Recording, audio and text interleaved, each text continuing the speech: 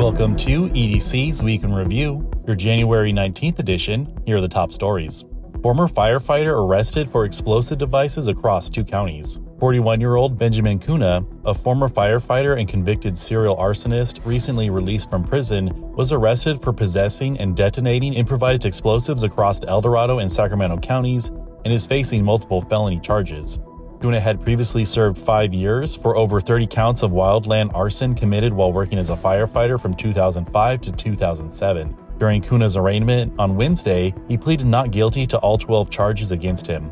After stating in court that he could no longer afford his private defense attorney, Kuna's case was assigned to a public defender. Kuna remains jailed in El Dorado County without bail set, and his next scheduled court appearance is on March 4th. Appeals court reverses lenient sentence, orders full prison term. Andre Navone, a convicted robber who became violent after being confronted by the owner of a Placerville hardware store for stealing in June 2023, must serve the maximum 15-year prison sentence, an appeals court ruled. The robber, who was on parole for a prior burglary, had initially been granted probation and the lowest sentencing possible by Honorable Judge Michael McLaughlin, despite enhancements that legally barred the more lenient sentencing. However, prosecutors successfully appealed the inappropriate probation term for the repeat offender, now facing up to 15 years under California's 3 strikes law. No charges for distracted driver who hit preschoolers in Crosswalk.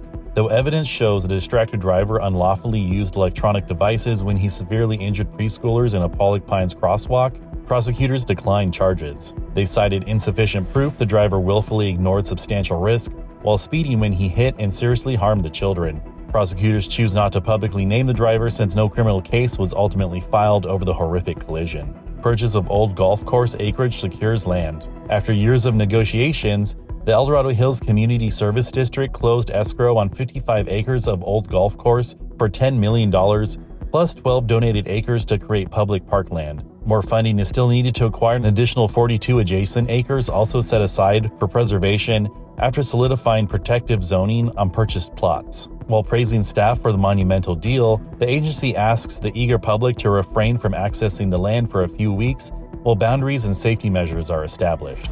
Janitor charged with child sex crimes faces pretrial hearing. A Camino Elementary School janitor arrested in May 2023 on 2 counts of oral copulation with non-district minors under age 10 will appear at a pretrial hearing next week. The judge will assess if prosecutors have sufficient evidence to proceed to trial against the 61-year-old suspect, who remains jailed on a $2 million bond with victims identified but no further public details released. Plan developed to restore struggling American River watershed. A group of agencies and organizations released an urgent 5-year plan with over 190 restoration and wildfire prevention projects to preserve the vulnerable $14 billion American River watershed. The watershed provides essential water, ecosystems, and recreation to El Dorado communities struggling with pressures like drought, flooding, and increased usage. The plan addresses back-to-back extreme weather events, showing the area's vulnerability and need for regional coordination and watershed improvements.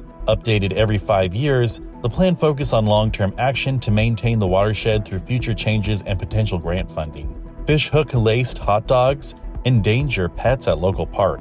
The sheriff's office cautioned El Dorado Hills pet owners to take care after receiving a disturbing report of sliced hot dogs filled with hazardous fish hooks scattered about a park. Though deputies safely collected and removed the dangerous meat, the responding officer made every effort to find all the tainted hot dogs strewn along Governor Drive so pets don't inadvertently ingest the dangerous items. Drumline leads Candlelight March on Main Street. Students from the Fortune School Drumline led a candlelight march down Main Street in Placerville on the evening of January 15th to commemorate Martin Luther King Jr. Day. The drummers established the beat, while a large group of participants holding candles followed them for the procession celebrating civil rights. This has been EDC's Week in Review, your January 19th edition. Thank you for tuning in. And as always, if you like our content, please like, subscribe, and share with a friend.